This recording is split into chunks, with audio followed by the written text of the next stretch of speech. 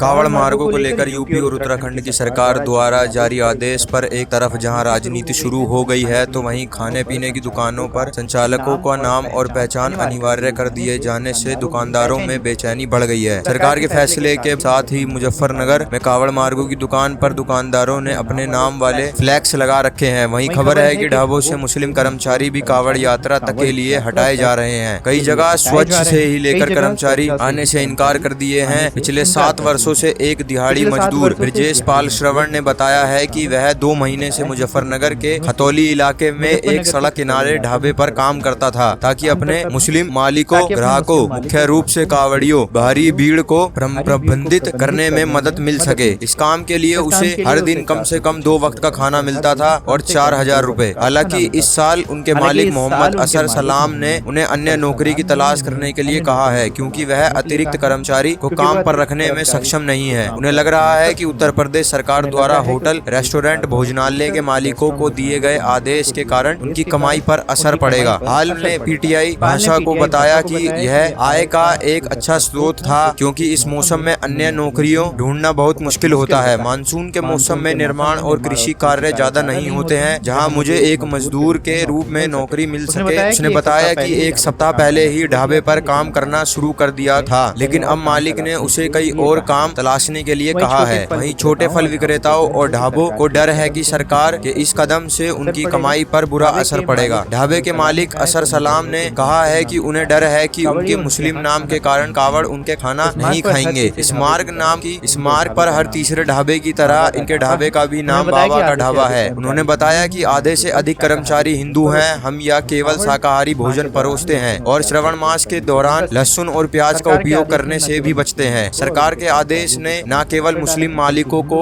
और उनके कर्मचारियों को कमाई का असर डाला है, बल्कि हिंदू मालिकों के भोजनालय में काम करने वाले मुस्लिम कर्मचारियों पर भी असर डाला है। खतौली में मुख्य बाजार के ठीक बाहर सड़क किनारे भोजनालय के मालिक अनिमेश त्यागी ने कहा कि एक मुस्लिम व्यक्ति ने रेस्टोरेंट में तंदूर का काम करता था, लेकिन उस मुद्दे के कारण मैंने उसे जाने के लिए कहा, क्योंकि लोग उसे मुद्दा बना सकते हैं। हम ऐसी परेशानियों नहीं चाहते। इस बार तंदूर पर काम करने के लिए एक हिंदू व्यक्ति को बुलाया गया है। पिछले कई दिनों से कावड़ मार्गों पर नाम अंकित किए जाने का मामला तूल पकड़ रहा दिख रहा है। जहां एक तरफ राजनीतिक गलियारों में इसकी चर्चा और इस पर बयानबाजी जारी है, तो वहीं सरकार के खिलाफ यह फैसला तैयार है।